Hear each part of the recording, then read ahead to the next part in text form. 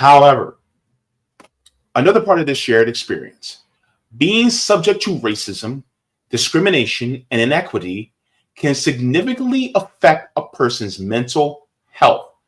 Being treated or perceived as less than because of the color of your skin can be stressful and even traumatizing. Additionally, members of the Black community face structural challenges accessing the care and treatment they need. So therefore, and it's not just blatant, because people think, oh, well, the trauma is from KKK members burning a cross in your front yard. No, some of that is from the microaggressions from some people that don't realize, or they may realize that they're doing microaggressions against us and make us think that we're less than just because of the color of our skin. Sometimes this may be when we are being tried for a particular crime, and somebody who is white that's being tried for a particular crime, and maybe we might be tried for a crime we didn't commit, or because police saw us and we fit the description, right? And then we get arrested. And then next thing you know, we see the person who did maybe either the same thing as us or what they're charged with the same thing as us, and then they get off easier than what we do. So we're constantly seen as less than. They compared the brains of rich kids with the brains of poor kids. In 2008, the National Institutes of Health conducted a study where they compared the brains of rich kids with the brains of poor kids. And what they found was astounding. The brains of poor kids had been damaged to the extent that they resembled that of adult stroke victims. And the part of their brains that were impacted the most was the prefrontal cortex.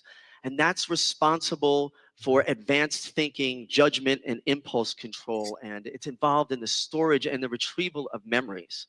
So science was showing us that the link between low socioeconomic status and poor academic achievement had absolutely nothing to do with a lack of motivation in these kids. It had to do with the fact that their brains had been profoundly impacted by poverty and inequality. When we talk about mental health in this country, a lot of times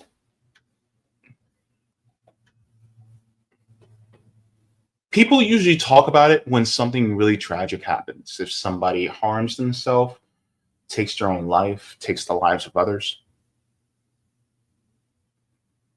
But they don't talk about the anxiety. They don't talk about the depression. They don't talk about the diseases of despair that happen in this country.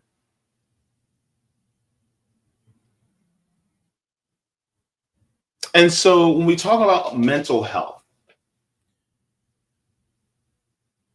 from a macro perspective, this country is sorely lacking. Even from a historical context, and I encourage everybody to look up Post-Traumatic Slave Syndrome, the lecture by Dr. Joy DeGruy, where she talks about the passed down trauma from freedmen, Black Americans, from slavery on down till today. But let's also talk about the negligence and trauma of white people, and then them seeing and witnessing the suffering of Black Americans, and them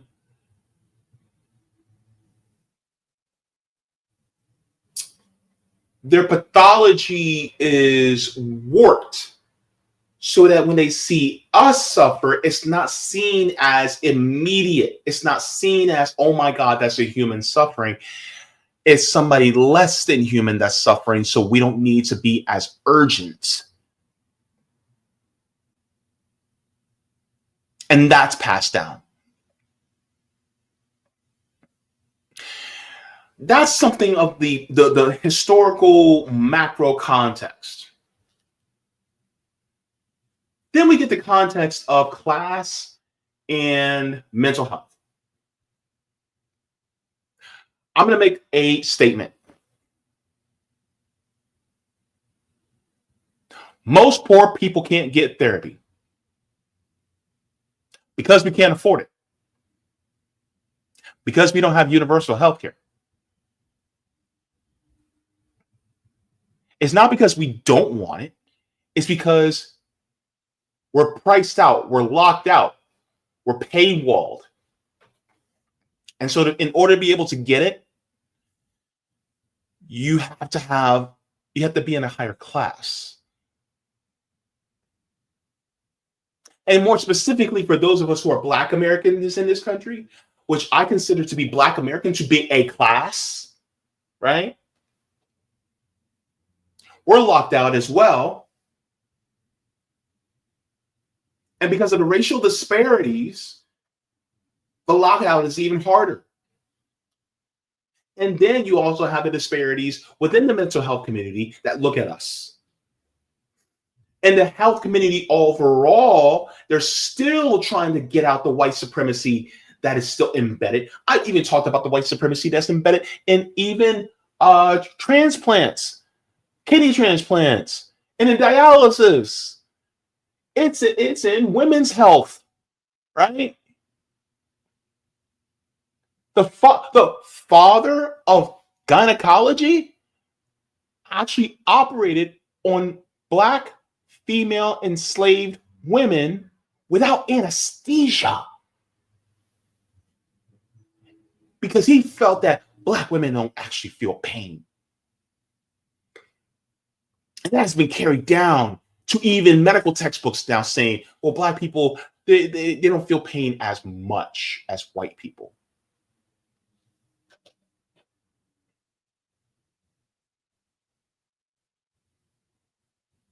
So you don't think that doesn't affect within the mental health community?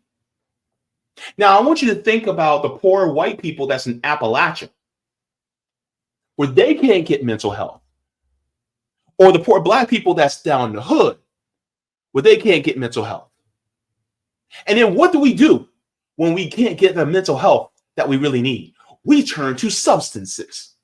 We self-medicate because we're trying to soothe or solve or mitigate a pain or trauma that has happened to us within our lives. So, of course, Black people took to the crack epidemic like a moth to a flame. Because look at our history. Look at the trauma that was left. And then you pour into our neighborhoods via the CIA a substance that is temporary in nature that can cause us to kill ourselves. And then you also make it so that people within our own neighborhoods also sell us that same substance. And then the money from the sales of that go back to the CIA so they can fund the wars that they're doing in South America in order to take over their countries. It's all tied together. And this is the thing that a lot of people just don't understand. And so here's the thing. We also got to talk about the issues of capitalism coupled with the issues of mental health. Because a lot of times people don't talk about that either.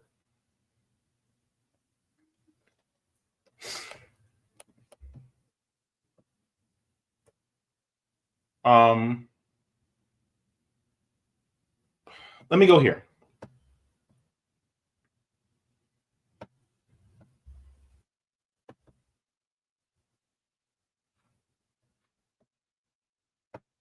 Okay. Why are you switching on me?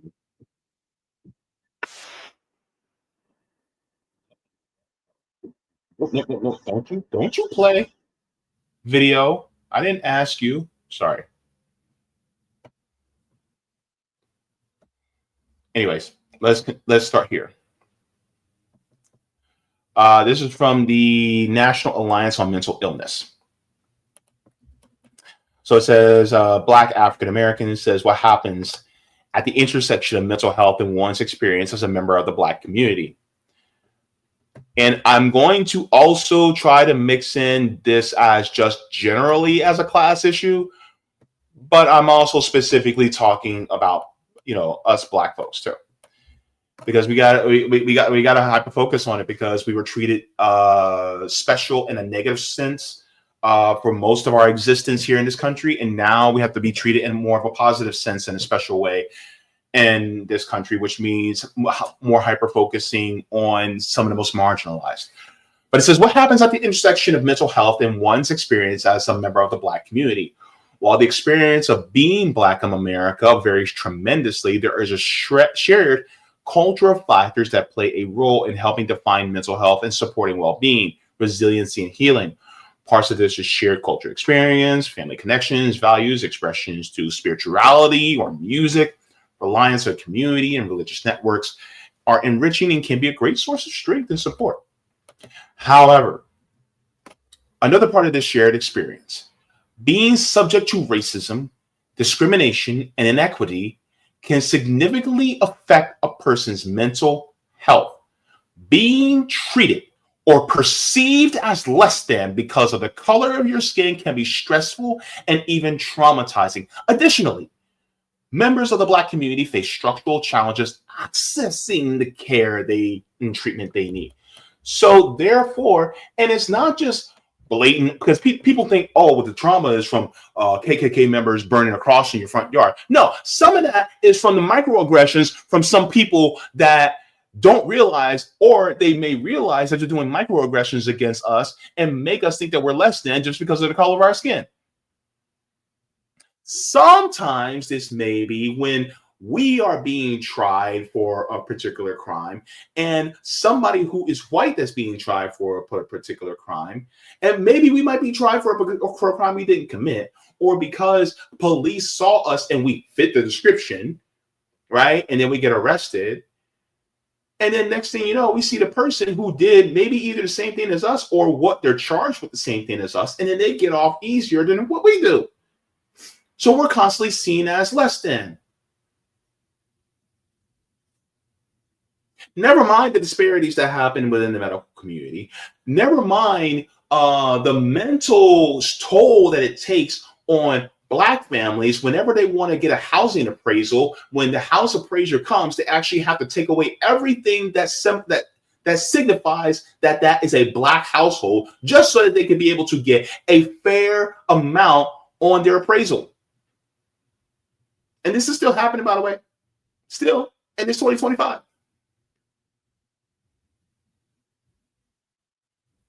What happened to people like George Floyd? You don't think we didn't have collective trauma from that? From seeing that? 8 minutes and 46 seconds? You don't think we don't have collective trauma after seeing Sonia Massey shot in the face? You don't think we have collective trauma by seeing Jordan Neely choked to death? Speaking of Jordan Neely, if we actually had a good, robust, universal healthcare and mental health care apparatus in this country, Jordan Neely would probably still be alive. We probably wouldn't even know his name.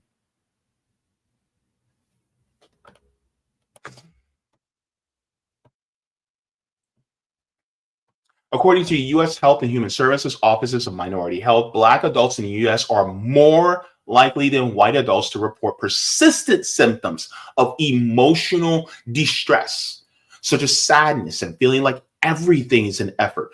Okay, stop here. Everything is an effort. Let me ask y'all this. Black people in the chat, what do we always say when it comes to effort? We have to work 10 times as what? Finish the sentence. We have to work 10 times as what to get as far. So that's the point. That's the point. We have to get 10 times as much to get half as far. And you don't think that doesn't have a debilitating effect on our mental health?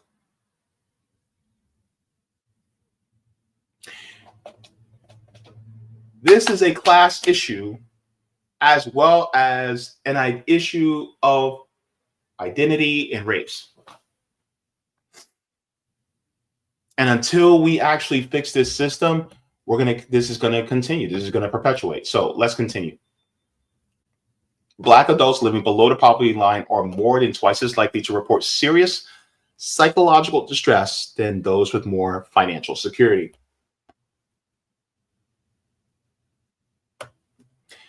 And here's the point. Despite the needs, only 1 in 3 Black adults with mental illness receive treatment. According to the American Psychiatric Association's Mental Health Facts for African Americans guide, they're also less likely to receive guideline consistent care, less frequently included in research, more likely to use emergency rooms or primary care rather than mental health specialists. Now, let's get into the socioeconomic disparities. Socioeconomic factors can make treatment options less available. In 2020, 10.4% of Black adults in the United States had no form of health insurance. The Black community, like other communities of color, are more likely to experience socioeconomic disparities, such as exclusion from health, educational, social, and economic resources. These disparities may contribute to worse mental health outcomes. Stigma, negative attitudes and beliefs towards people who live with mental health conditions is pervasive within the U.S., can be particularly strong within the Black community. Although beliefs and attitudes varies, research shows that many Black adults, especially older adults, view mental health conditions as a consequence of personal weakness. As a result, people may experience shame about having a mental illness and worry that they may be discriminated against due to their condition. For many in the Black community, it could be incredibly challenging to discuss the topic of mental health due to how they may be perceived by others. This fear could prevent them from seeking mental health care when they need it. And let me ask you this. This also includes men, just in general, because a lot of times we're told to suck it up and be a man, and therefore we have to hold it all inside. And do we seek help? Do we get therapy? Absolutely not. And then what happens? We fuck shit up because we held it in and we didn't let it out. We didn't have a release. We held into trauma. So this also goes, between genders, men too. So imagine what it's like to be a Black man. And then Black women are constantly at the bottom of the ladder within their socioeconomic status. And guess how they must feel? Treated like shit sometimes. Shit on by even some Black men. So mental health is a very huge issue. And let's focus just on class by itself. How many of us are told to suck it up? How many of us are told to just deal with it? How many of us are told, well, life's not fair. And yet we have to suck it up and go to work and get paid a pittance while our bosses are getting their second and third yachts.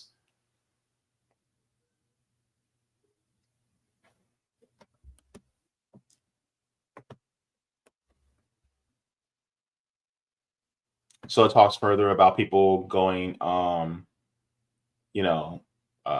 to faith institutions also as well. It says Black people have been historically and negatively affected by prejudice and discrimination in the healthcare system in the U.S. Unfortunately, many Black people still have the negative experience where they attempt to seek treatment. Provider bias, both conscious and unconscious, is a lack of cultural competency that can result in misdiagnosis and inadequate treatment. This ultimately leads to a mistrust of mental health professionals and create a barrier for many to engage in treatment. I'm going to give you a quick example. I forgot to look for the video, but I remember it mostly.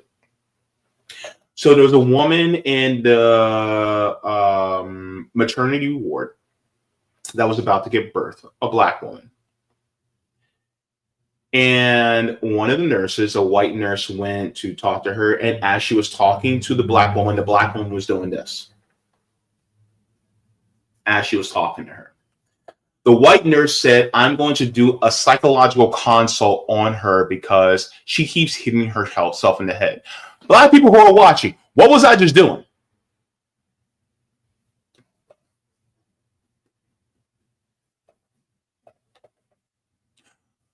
Black charge nurse goes, was she just patting her head like this? Was her hair, And she was like, yeah. She's like, no, you don't need to do a psychological consult on her. What's happening is either got a weave or sew in, and her head is itching. And if you scratch it, it'll mess it up. So what Black women do is they pat it to relieve the itch. That's what they do. But that's a cultural thing. That requires cultural competency. But some people don't realize that because they don't know our culture. And then if that woman had got a psychological consult, what could have happened? What could have happened to her after she had her baby? All because she was just trying to alleviate an itch. See what I mean? Cultural competency is also a thing that matters.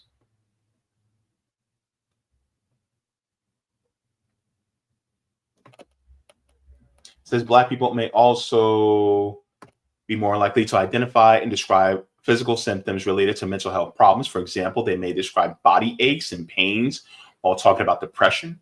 A healthcare provider who is not culturally competent may not recognize these as symptoms of a mental health condition. Additionally, Black individuals are more likely to receive a misdiagnosis of schizophrenia with expressing symptoms related to mood disorders. So this is something that a lot of people don't realize. And a lot of times, some people will see you as, if you have the appearance of being on a lower economic status, they may think that you're just trying to get Adderall or Valium or any of these other type of medications just so that you can get high, when in reality, you actually need them. But because of your appearance, they go by that, and your socioeconomic status, well, you're not really deserving of it because we think you're going to get desperate and just trying to sell it or try to use it to get high.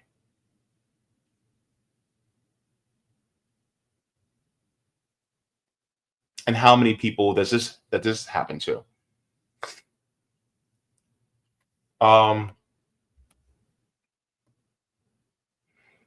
want to share this as well. This is from the NIH.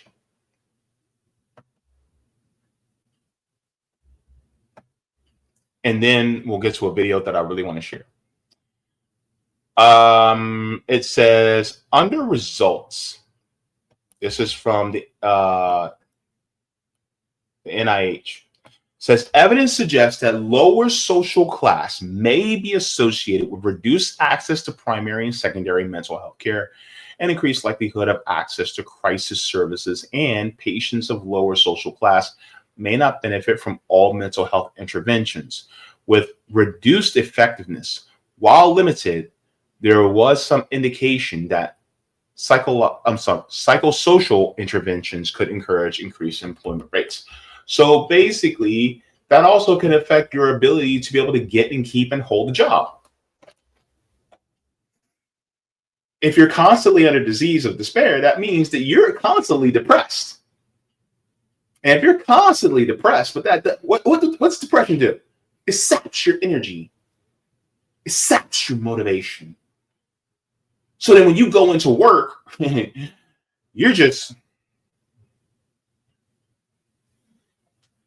not really performing, right?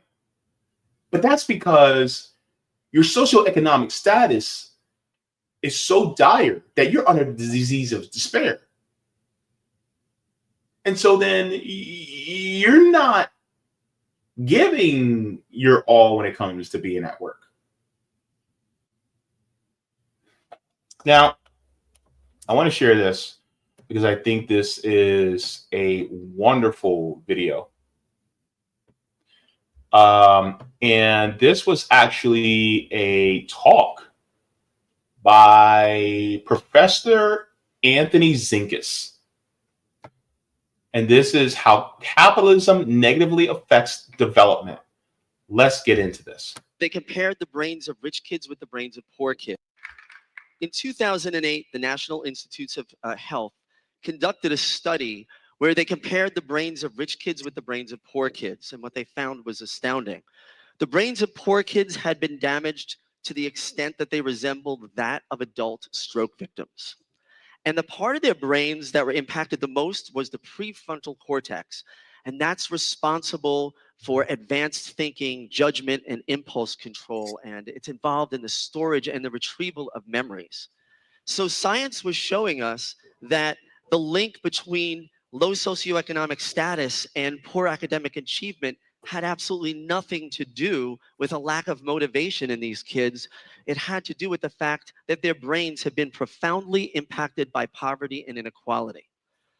We've been told for the longest time that societies based on competition, individualism, and inequality are the typical capitalist economies, that these are the best societies to get people to reach their fullest potential. In fact, the more competition and inequality a society has, we've been told that's what gives the incentive for people to bring themselves up from the bottom and pull themselves up by their bootstraps to make it to the middle class or beyond. But that's just not so.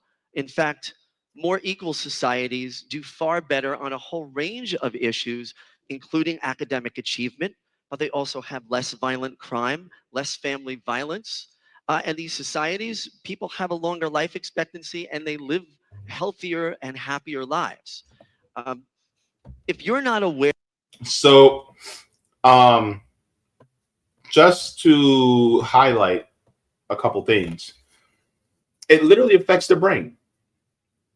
And if it's literally affecting the brain, especially in those of us that are young, then by the time we reach the age of adulthood, we're already behind because of a socioeconomic status. And the socioeconomic status is not the fault of the individual. It is the fault of a system.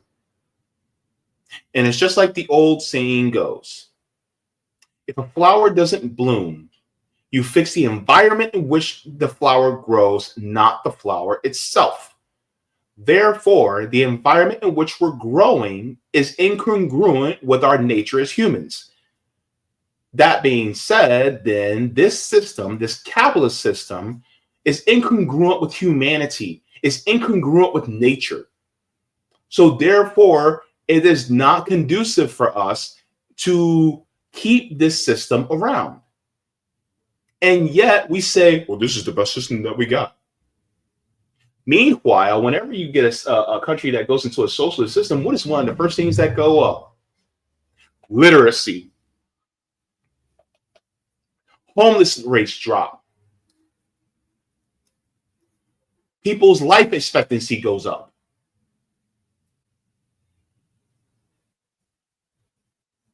But we don't want that for our people because they have to pull themselves up by their bootstraps.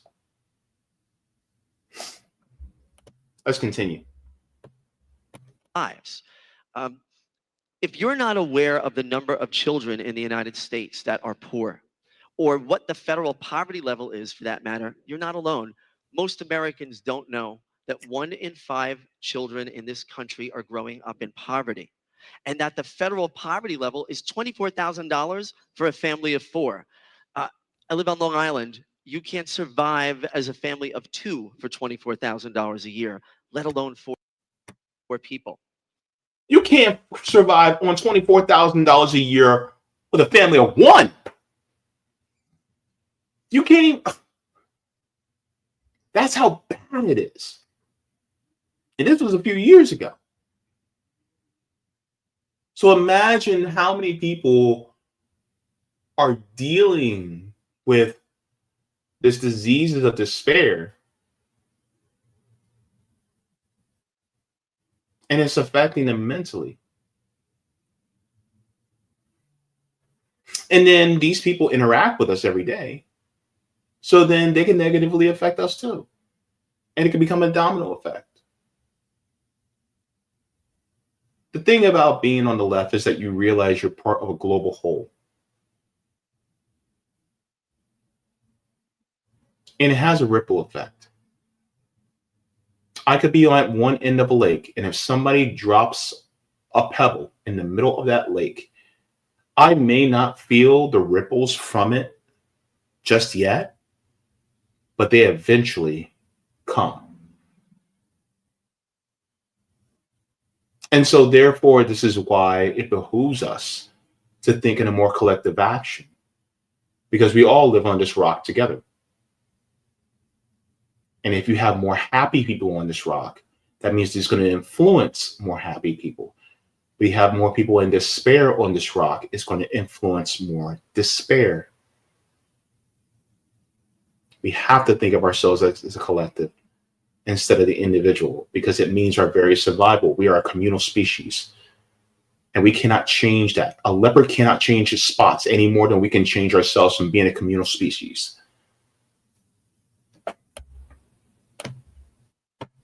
Let's do just a little bit more.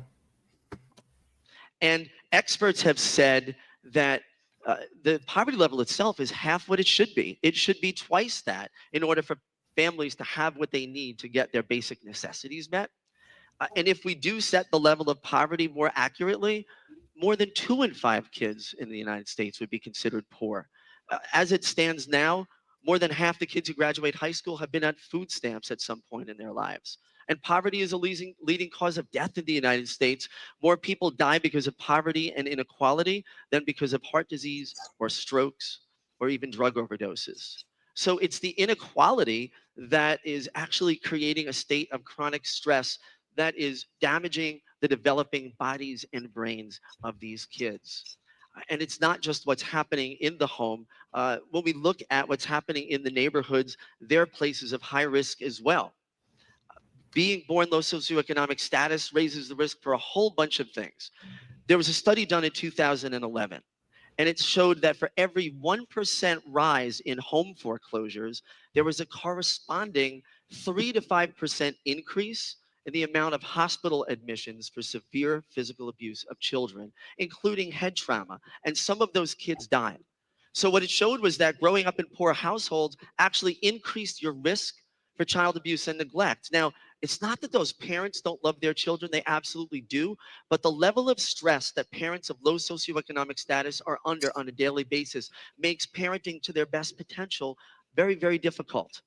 And the Centers for Disease Control showed very clearly in their adverse childhood experiences study that the more abuse and neglect a child had growing up, the more risk they would have of having poorer health outcomes throughout their lives. More like So, a parent that's constantly working can't really tend to their kids. And if you're living paycheck to paycheck or below paycheck to paycheck, and if you're working all these hours just to try to keep your head above water, your kids are left to their own devices, or they're left with older siblings. And then the parent comes home and they're super tired, they're stressed, they're exasperated, they're depressed, they're angry because they're not actually getting a dignified, they don't have a dignified work experience. They're not being paid a living wage. So therefore, sometimes we take out our anger on our loved ones. And sometimes this could be little kids. And for some parents, the quick fix may be go and get a switch. Or let me get my belt. Or for some of you Latinos, get that chancleta. It's just, you know what I'm saying? And then more abuse happens. Or then we start to self-medicate. We start to drink more, right? How many people, when they drink, they become very violent and volatile? And then that can also be a fuel for abuse. And then the kids end up seeing that or being, victims of it because of the social economic status. I'm not saying it's all, but it's a huge contributor.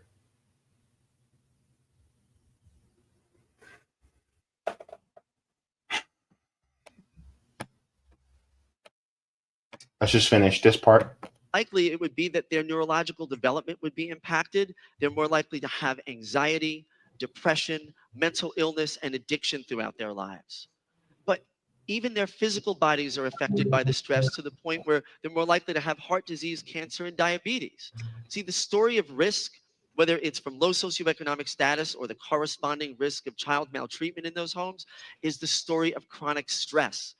Our stress levels are meant to go up and come down quickly so that we can get away from a threat. But kids who are growing up low socioeconomic status, they're in a state of survival mode all the time. And it's not just their homes.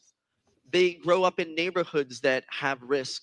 Uh, I live in Huntington, Long Island, and like many towns across the United States, Huntington is a tale of two cities. There is a middle class and upper class area, mostly white, and then there are pockets of poverty where low socioeconomic status families live, often black and brown, and some immigrants. So what we have is this tale of two cities.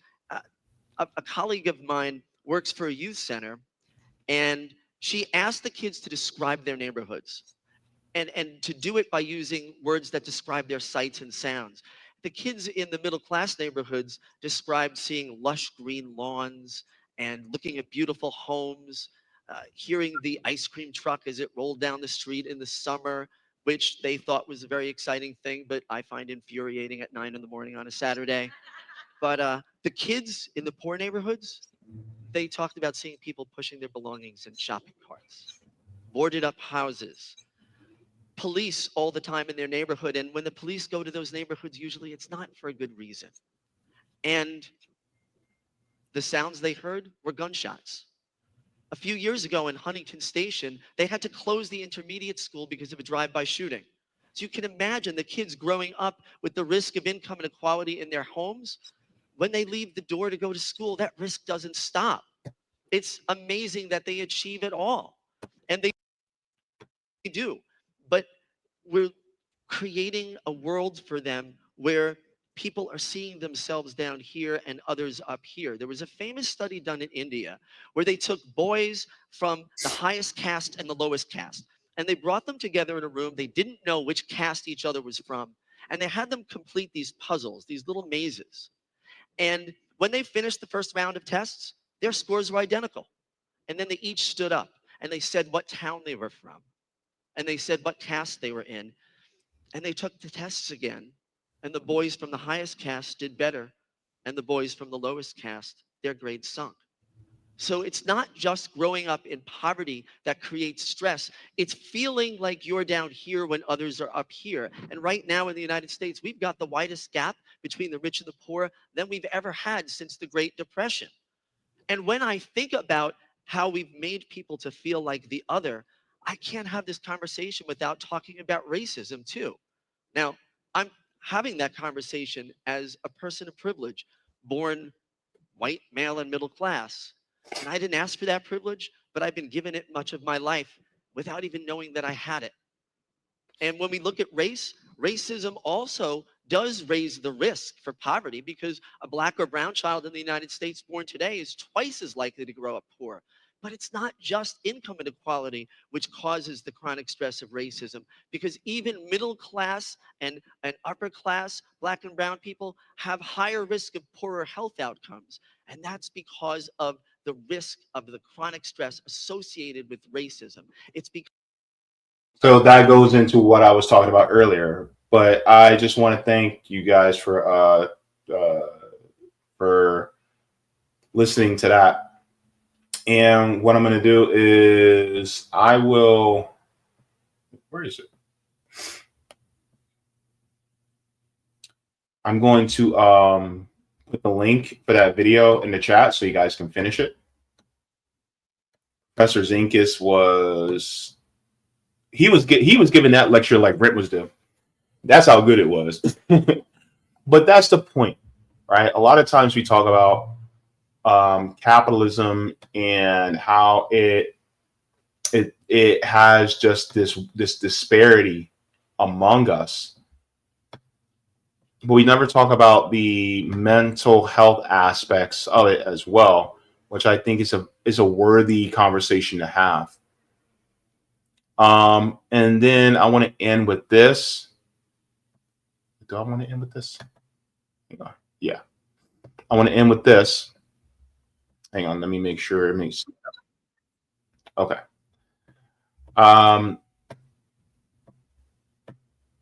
And I would like to find more people who are mental health professionals that also talk about, who are anti-capitalist, that help people and counsel people and do therapy. I would love to see more of them, because in talking about capitalism, it's like they're constantly, and not talking about capitalism, you have a lot of therapists and counselors that are trying to tell you that this is just a system and how it is, and you have to deal with it, and you have to find, you have to be happy with the system in a way. I don't agree, because we should be trying to alleviate ourselves from a system that is so debilitating. But let me go here. And I wish more therapists would talk about capitalism with their clients. As therapists, we are formally trained to take an apolitical stance, right? We're not really trained to talk about politics unless we're just simply holding space and just listening and being with. And in my opinion, by us not speaking about how capitalism plays a role into our mental health, we are actually harming more individuals. A lot of therapists will say, well, what do you want me to do? What do you want me to do about talking about capitalism? We need to focus on things that are within our locus of control. And I think you can do both. You can talk about things within your control and also knowing about the actual impacts of how capitalism disproportionately impacts individuals of lower working class statuses. And here's the thing, more people are going to therapy. That is beautiful. And we also know that anxiety and depression isn't going down either. And the anxiety and depression a lot of individuals experience exasperates by what it is to live underneath the capitalistic culture. As we know, capitalism also plays a role into people's feelings of low self-worth, feeling that they have to compete, this hyper individualism, this competition with others, which prevents this competition within the self. I just don't understand how a therapist can effectively address that without even naming one of the biggest factors of that play a role, which is not only our parents, but also capitalism as well. And also, just as an aside, how many of us men are taught that our value is we only have value in what we produce and what we do for others.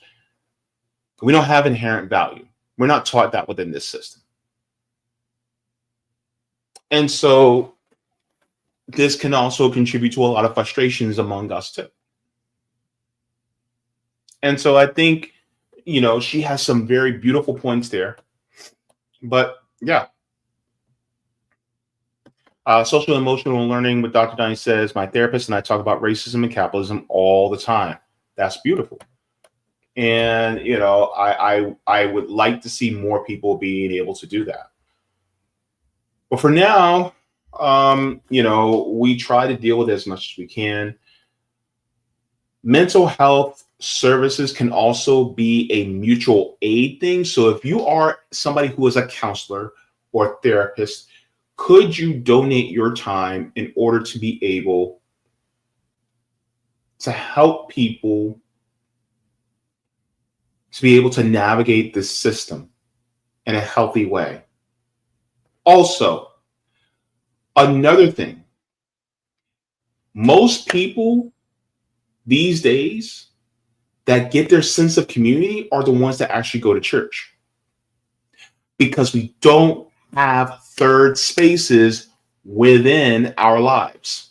The first space is your home. The second space is your job. The third space is places where people can come and gather and hang out and mingle among each other. We don't have those. So therefore, to be able to build community is not there. That's also a mental health issue, because we're isolated away from each other. And that's the way the system is designed. It's designed to isolate and to individualize, so then you feel like you're alone, because they basically put you in an invisible cubicle so that you stay working for those people at the top. I say knock those cubicle walls down and let's start communicating with our friends and family. One of the things I love is that mutual aid organizations are now doing mutual aid action, but also creating a third space for people to just sit down, chill out, put some cards, play some spades, play some dominoes, right? Play some Uno, chill out, talk smack if you need to, laugh, joke, stuff like that, right? But we need to have those third spaces, but those don't exist anymore because the system wants to profit off of third spaces now. And so that's also another part of mental health that we also need to focus on. And the decolonization of our minds also contributes more positively to our mental health because we see ourselves more unified with the world. We see the people who are different from us as our brethren. That's the beautiful part, is that you see yourself in somebody that may be from Guatemala or El Salvador, or you may see somebody that's trans, but you see, wait, this person has a bit of a hot head like me, or you know, they're a foodie like me. And then you start to see yourself in different people. This person may be very religious, and you may be an atheist. But you see how they have such a thirst for justice for everybody just as much as you do.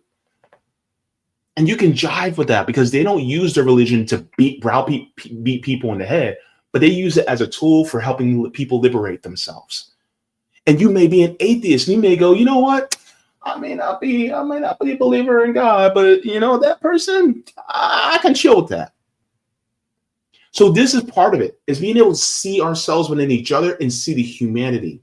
We got to become mirrors for each other. But this is something I want to see for all of us, because I think that our mental health, we have to focus on that because we have to have joy. And you cannot be revolutionary without joy. It's impossible. And also, get into some art. Dance, damn it. Paint. Sculpt if you can. Draw. Get a coloring book. Something. Get that outlet. Put them earphones on. Put on that music. Not the sad songs. Put on something that you can groove to. You know what I'm saying? Put you in that mood. When you look at your friend, when the music's so good, you got a stank face. You know what I'm saying? That's what it is. Dance with your friends. Dance with your comrades. Hug each other. Within the means of consent. Give each other hugs. If you can. Let them know. Okay? And kind words. Kind words are also deeply helpful because you never know. You could be pulling somebody from the brink with just a smile. And I hope you have a wonderful day. It's nice to meet you. And mean it. Be earnest. And we men, let's be the safe spaces for the marginalized people and the vulnerable. Let's be those safe spaces for them. So that they're free to let their hair down and be themselves. If you want to be a protector, fine. Be a protector.